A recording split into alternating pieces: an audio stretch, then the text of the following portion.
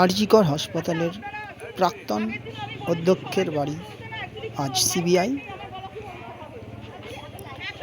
তার বাড়ি চলে এসেছেন সকাল 6টা থেকে 6:30টার ভিতরে। সিবিআই তাকে জেরা করার জন্য এসছেন, কিন্তু সে তার বাড়ির দরজা খোলেননি। প্রায় সিবিআইরা 1.5 ঘন্টা ধরে বাইরে দাঁড়িয়েছিলেন বাড়ির। তারপর সে এসে খুলেছেন বাড়ির গেট। খোলার পরেও সন্দীপ ঘোষ সে 2-3 মিনিট সবাইকে দেখে দরজা বন্ধ করে দিয়েছিলেন। তারপর আবার এসে খুলে সিবিআইদের বাড়ির ভিতরে নিয়ে গেছেন।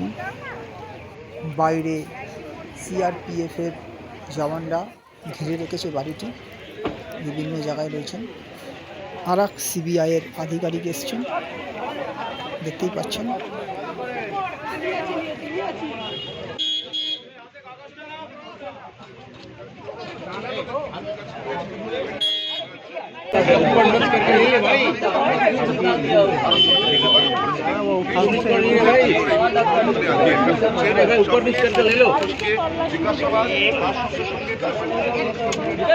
दूर से भी ले सकता था सर। हम लोग का ना छवि चाहिए, हम लोग आपको नहीं चाहिए।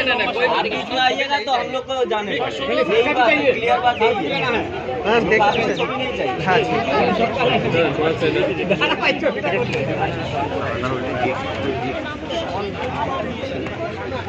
वो यहाँ पर आए हैं और घर के अंदर यहाँ पर दाखिल हो रहे हैं। तो टीम जो है वो लगातार यहाँ पर सीबीआई की अफसरों की बढ़ रही है। गंभीर आरोप लगे थे कि किस तरीके से अस्पताल के अंदर जो अनियमितताएं हैं वो बरती गई भ्रष्टाचार।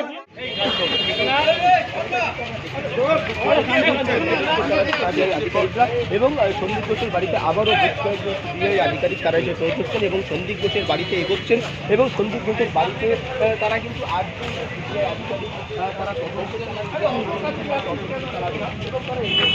ঘোষের যে বাড়ি সেই বাড়ির সামনে তারা ঘোষের বাড়িতে ঢুকবেন এবং এখানে কিন্তু তারা তদন্ত চালাবে। যেহেতু সন্দীপ ঘোষের বিরুদ্ধে একাধিক অভিযোগ রয়েছে, সন্দীপ ঘোষের বিরুদ্ধে কলেজ একাডেমি ফান্ডের আর্থিক দুর্নীতির অভিযোগ রয়েছে, সরকারি অর্থের অপচয়, ভেন্ডার নির্ধারণ রয়েছে, অভিযোগ রয়েছে, কর্মী নিয়োগের করার অভিযোগ রয়েছে। ক্যামেরাটা সরা ভাই আমার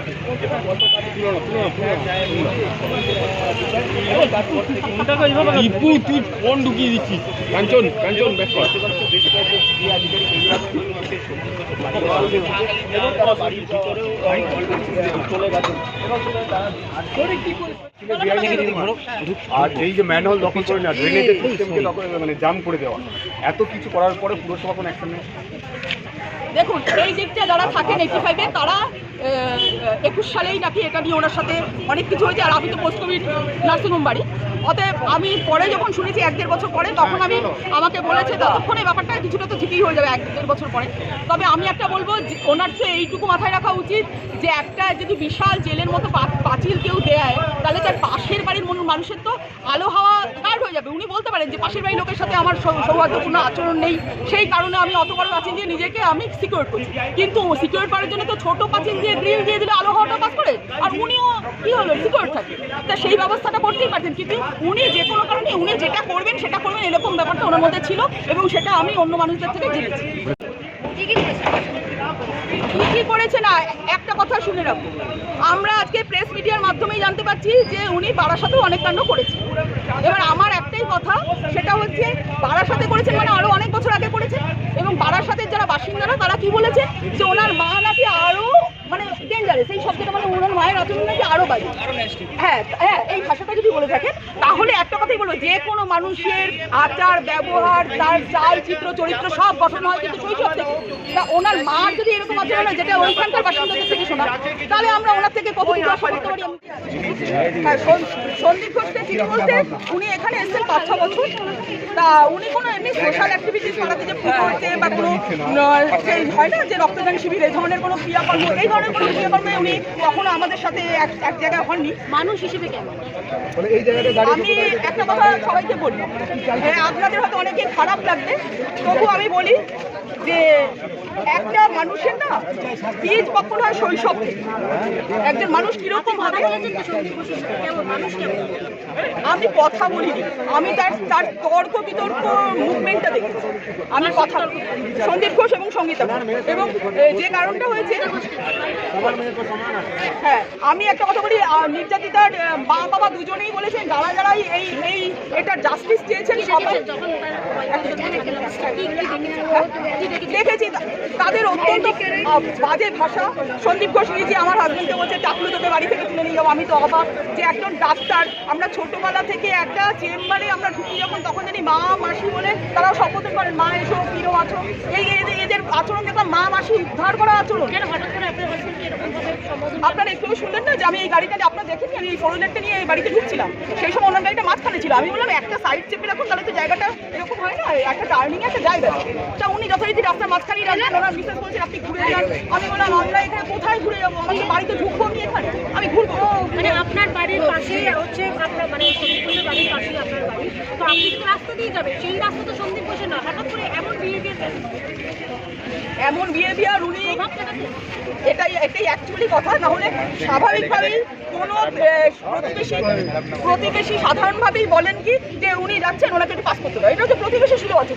কিন্তু আমার এখানে বাড়ির সামনে গাড়ি দাঁড়িয়ে আছে, আপনি ব্যাক করে যান, আপনি এগুলো এই কথাগুলোর মানে তো আমি বুঝিনি। আর মানে ওনার গাড়ি দাঁড়িয়ে রয়েছে সেখানে আপনি আপনার গাড়ি নিয়ে যেতে পারবেন না। আমি না, অনেককে এরকম নাকি করেছে। আমার সাথে যেটা হয়েছে তার পরবর্তী সময় আমার হাজবেন্ডের নামেই উল্টে ওনার মিসেস লিখিত দিয়ে দিচ্ছেন। আমি তখন থানাতে দিয়ে দিচ্ছেন। আমরা তখন গিয়ে বললাম যে আপনারা আসল ঘটনা শুনে নিন, জেনে নিন। তখন খুব স্বাভাবিকভাবেই আমার যেটা লিখিত দিয়েছে সেটা তো আমাকে আবার থানা দেখায়নি, কিন্তু আমার হাজবেন্ডের নামে আপনি কি তারপরে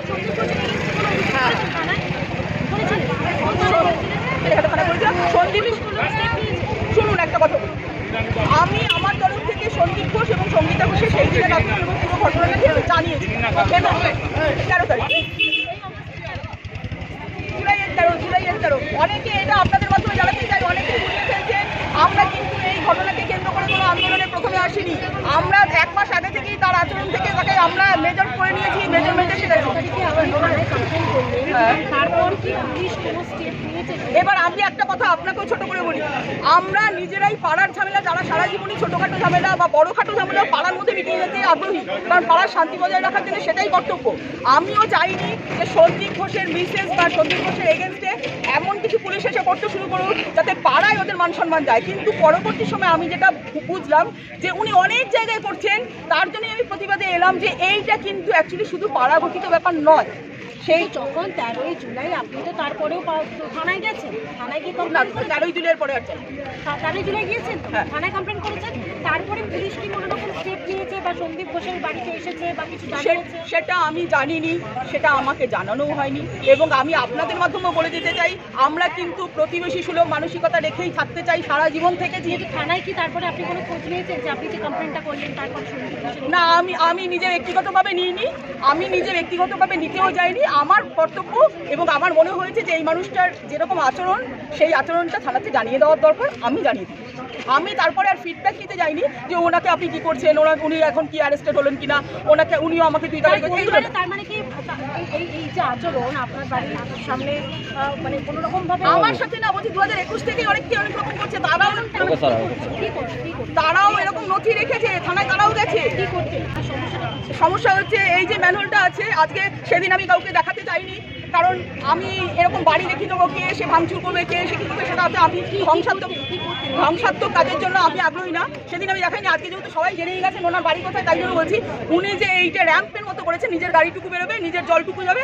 এবার তার জন্য 7-8 মাস আগে এই পাশের বাড়ি 85 এর মানুষটা আমাকে বলেছিলেন যে ইনারিজি এরকম হচ্ছে পাড়ার মধ্যে, উনি এরকম করছেন। তা আমি তখন এসে বললাম ঠিক আছে, আপনার গাড়ি যদি যায়, র্যাম্পের সিস্টেম করেছেন, আপনার জল যায় তাও করেছেন, কিন্তু পাশের মানুষটাও যাতে ব্যাঘাত না হয় সেটাও আপনাকে দেখতে হবে।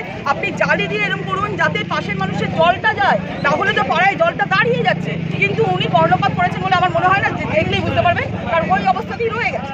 এটা হলো প্রথম কথা। সেকেন্ড কথা হচ্ছে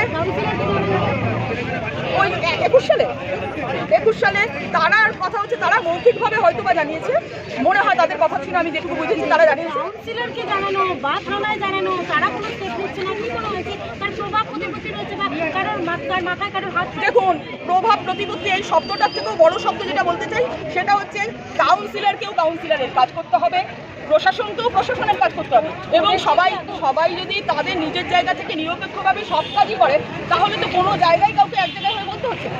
যদি সবাই সব জায়গাটা করে দেয় তাহলে আমাদেরকার নেটে এসে কোনো কথাই বলতে হয়। আজকে যে আরজিকর বলে চেঁচাচ্ছি আমরা, আরজিকরে তো একদিনে এই ঘটনা ঘটেনি, যখন থেকে ঘটেছে তখন থেকে কীরকম হয়েছিল সেই শিডিউলটা আপনারা দেখে নিন। তা আরেকটা কথা হচ্ছে, আমি এখানে একটা ছোটবেলায় বলে যাচ্ছি, আমাকে অনেকেই ভুল বুঝেছে, কারণ আমি অনেক মানুষের মধ্যে দিয়ে কথার মধ্যে দিয়ে বুঝেছি।